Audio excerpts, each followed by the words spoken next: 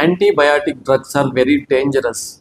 చిన్నపిల్లల్లో ప్రతి చిన్న జలుబు, దగ్గు, జ్వరాలన్నిటికీ యాంటీబయాటిక్స్ యూజ్ చేస్తున్నారు పేరెంట్స్. దయచేసి ప్రతి చిన్న దగ్గు, జలుబుకి యాంటీబయాటిక్స్ యూజ్ చేయొద్దండి. ఫస్ట్ 3 to 5 డేస్లో ఒకవేళ వైరల్ ఫీవర్ కానీ వైరల్ రెస్పిరేటరీ ఇన్ఫెక్షన్స్ ఉంటే అవే సెల్ఫ్ రిజాల్వ్ అయిపోతాయి, తగ్గిపోతాయి.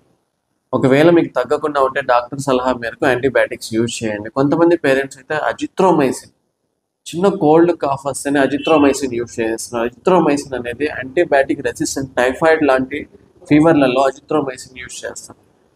ఇప్పుడు జ్వరాల సంత నడుస్తుంది బయట. ప్రతి ఒక్కరికి జ్వరం అంత ఈజీగా తగ్గడం లేదు. మినిమం 5 to 7 డేస్ పడుతుంది జ్వరం తగ్గడానికి. ఎందుకంటే మనం ఆల్రెడీ కొన్ని యాంటీబయాటిక్స్ యూజ్ చేసేస్తున్నాం. మన బాడీ వాటికి రెసిస్టెన్స్ అనేది డెవలప్ చేసేసుకుంది. సో ఇప్పుడు హయ్యర్ యాంటీబయాటిక్స్కి వెళ్ళాల్సి వస్తుంది. సో ప్లీజ్ పేరెంట్స్ అందరికీ చెప్తున్నాను, దయచేసి చిన్నపిల్లల్లో చిన్న వాటికి యాంటీబయాటిక్స్ యూజ్ చేయకండి. ఒకవేళ ఫీవర్ కానీ కోల్డ్ కాఫ్ 3 to 5 డేస్ వస్తుంటే డాక్టర్ని కన్సల్ట్ అయ్యి డాక్టర్ అడ్వైస్ ప్రకారమే యాంటీబయాటిక్ ఇస్తే యాంటీబయాటిక్ యూజ్ చేయండి. ఈ వీడియోని అందరికీ షేర్ చేయండి అండ్ మన ఛానల్ని ఫాలో అవ్వండి. Thank you.